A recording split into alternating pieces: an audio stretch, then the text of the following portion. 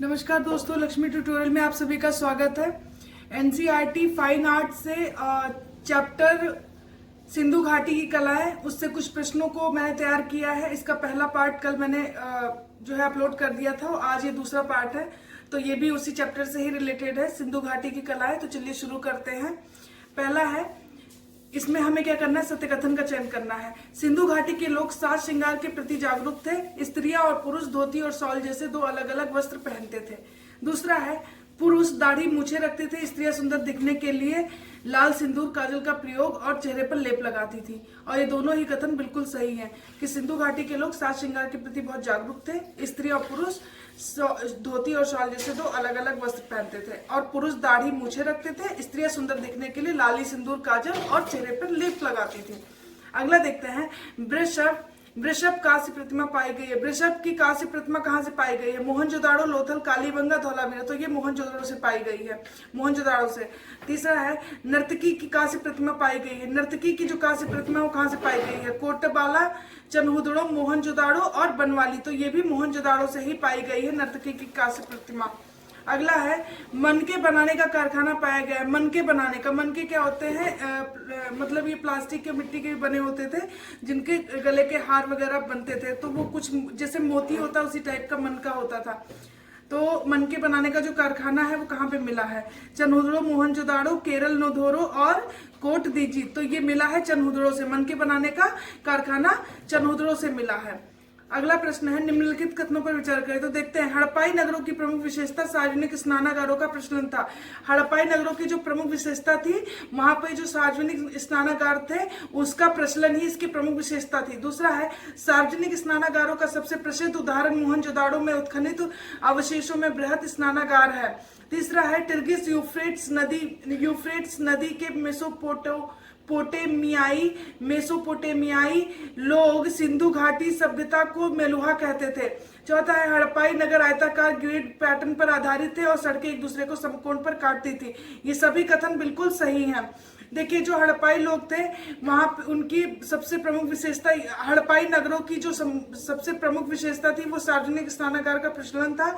और उसका उदाहरण मोहनजोदाड़ो में उत्खनित अवशेष जो मिले हैं बृहद स्नानागार के वो हैं। टिर्गिस और यूफ्रेट्स, इनको बोला जाता है दजला और फरात नदियां। पढ़ा ज्योग्राफी में, मैंने जो ज्योग्राफी के जो वीडियोस मैंने अपलोड किए हैं उसमें इसके बारे में जिक्र है वर्ल्ड ज्योग्राफी में कि टिर्गिस और यूफ्रेट्स, इन्हें दजला और फरात बोलते हैं। ये जो है, ये दोनों नदियां मेसोपोटामिया का जो मैदान है वहां पे बहती हैं। वो दोआब का क्षेत्र ऐसे कुछ इस टाइप का आकार लेके वहां पे बहती हैं।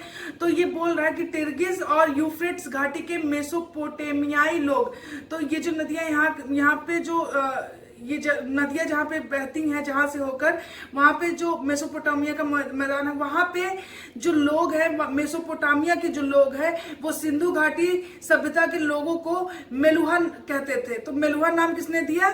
टिर्गिस और यूफ्रेट्स घाटी के मेसोपोटामियाई लोग। और टिर्गिस यूफ्रेट्स नदियों का एक और नाम है जिनको बोला जाता है दजला और फरात। तो और हड़प्पाई नगर आयताकार ग्रिड पैटर्न पर आधारित है, सड़कें एक दूसरे को समकोण पर काटती थी। और ये सभी कथन बिल्कुल सही है।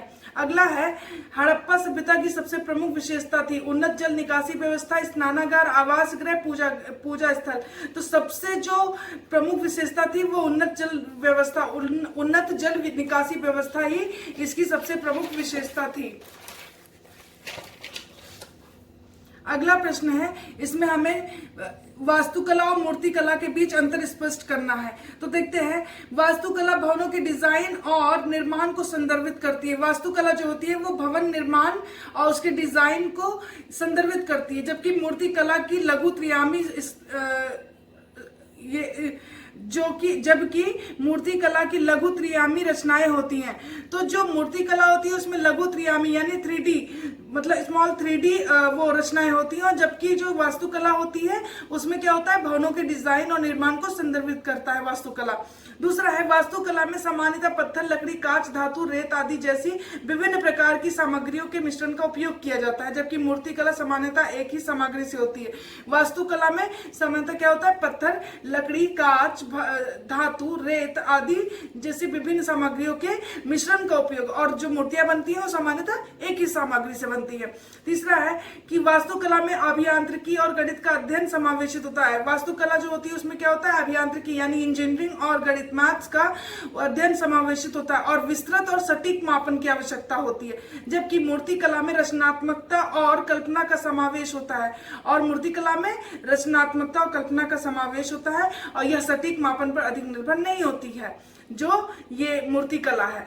तो ये सभी कथन बिल्कुल ही सही हैं। अगला प्रश्न देखते हैं। ये पुरातत्व स्थल है और ये व्यक्ति हैं, तो देखते हैं किसने किसकी खोज की थी। तो हड़प्पा, दयाराम साहनी, मोहनजोदाड़ो, रखालदास बनर्जी, चंद्रहुदड़ो, एनजी मजुमदार, कालीबंगन, अमलादास घोष और लोथल आर राव। तो हड़प्पा दयाराम साहनी, मोहनजोदाड़ो, रखालदास बनर्जी, चंद्रहुदड़ो, एनजी मजुमदार और कालीबंगन, अमलादास घोष और लोथल आर राव।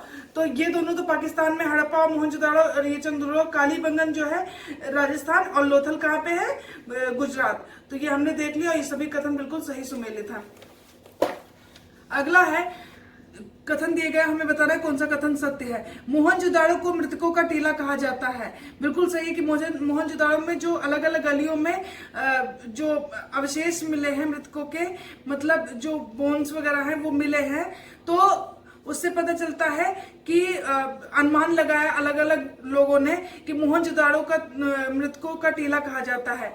और इसी से कि वहां पे कई लोग बोलते हैं कि सुनामी आई होगी या फिर किसी ने अटैक किया होगा, इस टाइप से कुछ कुछ लोग अनुमान लगाए हैं। तो मोहनजोदाड़ो को मृतकों का टीला कहा जाता है। यह पाकिस्तान के पंजाब प्रांत में लरकाना जिले में सिंधु घाटी के तट पर स्थित है। और ये कहाँ पे स्थित है, पाकिस्तान में पंजाब प्रांत के लरकाना जिले के सिंधु घाटी तट पर स्थित है, ये कथन है। दूसरा है हड़प्पा पाकिस्तान के पंजाब प्रांत में मोंटगोमरी जिले में राखी तट पर स्थित है, रावी तट पर स्थित है। तो हड़प्पा जो है कहाँ पे स्थित है, पंजाब प्रांत के मोंटगोमरी जिले में रावी तट पर स्थित है हड़प्पा। और मोहनजोदाड़ो किस पे, सिंधु नदी के तट पर स्थित है, लरकाना जिले में। और दोनों ही कथन बिल्कुल सही है। मोहनजोदाड़ो को मृतकों का टीला कहते हैं, ये ध्यान रखिएगा। चलिए अगला देखते हैं कि निम्नलिखित में से असत्य कथन का चयन करें। अगला है सिंधु सभ्यता के लोगों ने सर्वप्रथम कपास की खेती प्रारंभ की थी, और ये लोग गेहूं, जौ, सरसों, तिल, मसूर आदि का भी उत्पादन करते थे। दूसरा है नहरों के अवशेष हड़प्पाई स्थल सोर्त गई अफगानिस्तान में पाए गए हैं। नहरों के जो अवशेष है वो हड़प्पाई स्थल जो सोर्त गई है, ये कहाँ पे है, अफगानिस्तान में, वहां से पाए गए हैं। हड़प्पाई स्थल सोर्त गई अफगानिस्तान में पाए गए हैं नहरों के अवशेष। अगला है हड़प्पाई संस्कृति अश्व केंद्रित थी। घोड़े के साक्ष्य मोहनजोदाड़ो और लोथल से टेराकोटा की मूर्तियों से मिले हैं। तो हड़प्पाई संस्कृति अश्व केंद्रित थी। पता कैसे चलता कि घोड़े के जो साक्ष्य मोहनजोदाड़ो और लोथल से टेराकोटा की मूर्तियों से मिले हैं। हड़प्पा सभ्यता के अधिकतम स्थान अर्धशुष्क क्षेत्रों से मिले हैं। हड़प्पा सभ्यता के जो अधिकतम स्थान है वो कहाँ से मिले हैं, अर्धशुष्क क्षेत्रों से मिले हैं। तो हमें इसमें से बताना है कि असत्य कथन कौन सा है। तो ये जो असत्य कथन है ये तीसरा ही है, हड़प्पाई संस्कृति अश्व केंद्रित थी, यही जो है क्या है, असत्य है। बाकी सभी कथन बिल्कुल सत्य है, तो केवल तीसरा ही असत्य, क्योंकि हड़प्पाई संस्कृति अश्व केंद्रित नहीं थी। तो ये देख लिया हमने। और कोई भी जैसे मोहनजोदाड़ो को मृतकों का टीला कहा जाता है, और ये सिंधु घाटी के लोगों ने सर्वप्रथम कपास की खेती प्रारंभ की, और ये लोग जो, तो इसके अवशेष मिले हैं, इसी वजह से इसे बताया गया, अनुमान लगाया गया कि जिस क्षेत्र से जो वस्तुएं मिली उसी से अनुमान लगाया गया, और पता चला कि सिंधु घाटी के लोग किस चीज की खेती करते थे, कैसी कला थी वहां की, और कैसी मूर्तियां पाई गई, कैसी वस्त्र पहनते थे, कैसे आभूषण पहनते थे, तो उसी से पता चलता है। चलिए अगला प्रश्न देखते हैं।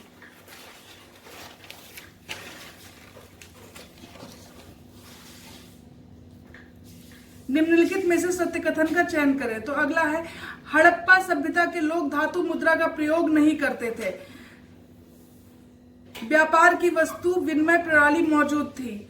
तो ये कथन है। अभी देखिए हड़प्पा सभ्यता के लोग धातु मुद्रा का प्रयोग नहीं करते थे। ये कैसे पता चला? ये तभी पता चला ना कि क्योंकि हड़प्पा स्थल से धातु मुद्राएं नहीं मिली है, इसी वजह से ये हमें पता चलता है कि वहां के लोग धातु मुद्रा का प्रयोग नहीं करते थे। व्यापार की वस्तु विनिमय प्रणाली मौजूद थी। व्यापार में क्या करता था? वस्तु विनिमय प्रणाली के थ्रू व्यापार होता था।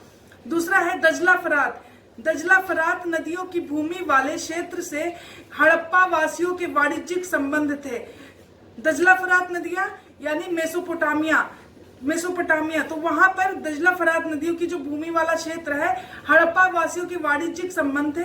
इन्होंने उत्तरी अफगानिस्तान में अपनी व्यापारिक बस्तियां स्थापित की थी और इन्होंने जो हड़प्पा वासी के लोग थे, इन्होंने उत्तरी अफगानिस्तान में भी अपनी व्यापारिक बस्तियां जो है क्या की थी? स्थापित की थी।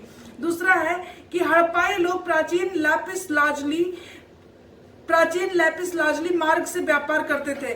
तो हड़प्पाई लोग प्राचीन, ये जो लैपिस लाजली है ये एक मार्ग है जहां से हड़प्पाई लोग व्यापार करते थे। अगला है तांबा। राजस्थान की खेतड़ी खान से प्राप्त किया जाता था। आज भी जो खेतड़ी है, खेतड़ी की खाने तांबा के लिए प्रसिद्ध हैं। तो वहीं से ही हड़प्पाई लोग क्या करते थे? तांबा जो है प्राप्त करते थे। टीन अनुमानतः अफगानिस्तान से लाया जाता था और टीन का जो है ये क्या करते थे? इंपोर्ट करते थे, मतलब वहां से आयात करते थे जो हड़प्पाई लोग थे। तो टीन कहां से? अफगानिस्तान से, और तांबा राजस्थान की खेतड़ी से प्राप्त करते थे। और ये सभी कथन बिल्कुल सही हैं। अगला है सिंधु घाटी सभ्यता के सबसे महत्वपूर्ण पशु है। तो सिंधु घाटी सभ्यता में सबसे महत्वपूर्ण पशु कौन सा है? घोड़ा, एक सिंग वाला गेंडा, कुबड़ वाला सांड और गाय। तो इसमें से जो ये एक सिंग वाला गेंडा है और कुबड़ वाला सांड, ये दोनों बहुत ही महत्वपूर्ण है। एक सिंग वाला गेंडा और कुबड़ वाला सांड, ये दोनों महत्वपूर्ण पशु थे सिंधु घाटी सभ्यता के। अगला है, इसमें हमें सत्य कथन का चयन करना है। तो पहला कथन है, हड़प्पाई लोग पृथ्वी को उर्वरता की देवी मानते थे और पृथ्वी की पूजा उसी तरह करते थे जिस प्रकार मिस्र के लोग नील नदी की पूजा देवी के रूप में करते थे। तो नील नदी की पूजा मिस्र में नील नदी है और नील नदी, मिस्र को जो है नील नदी का ही वरदान बोलते हैं और वहां के लोग मिस्र जो नील नदी है उसको पूजा देवी के रूप में करते हैं, देवी के रूप में उसकी पूजा करते हैं। उसी प्रकार जो हड़प्पाई लोग हैं वो पृथ्वी को उर्वरता की देवी मानते थे और पृथ्वी की पूजा उसी तरीके से ही करते थे जिस तरह मिस्र के लोग नील नदी की करते हैं।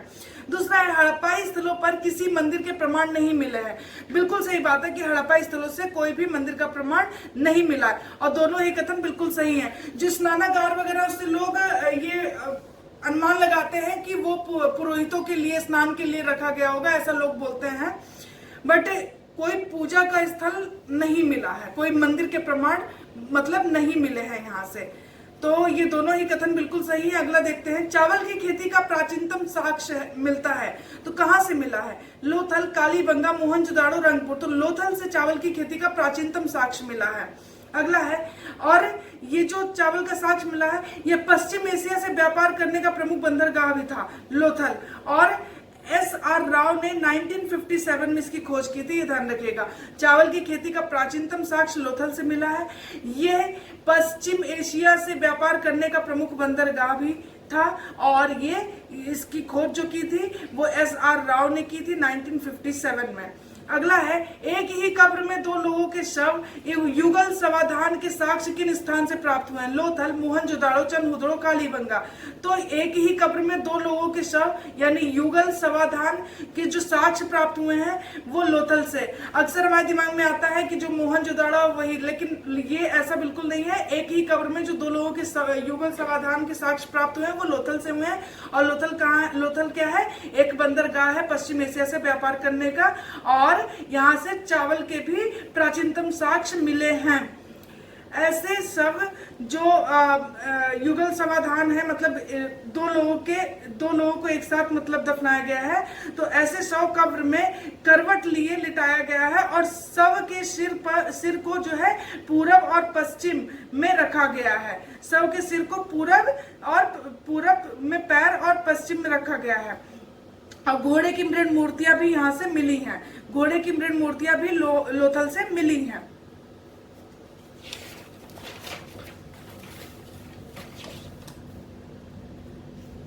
अगला प्रश्न है, सिंधु घाटी के लोग किस धातु से परिचित नहीं थे?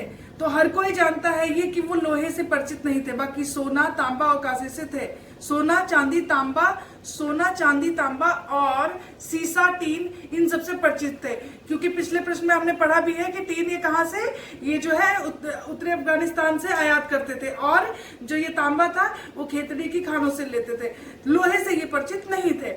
मोहर पशुपति शव के साथ किन पशुओं को अंकित किया गया है? ऐसे मोहर जिसमें पशुपति शव के साथ किन पशुओं को और अंकित किया गया? हाथी, बाघ, गैंडा, भैंस।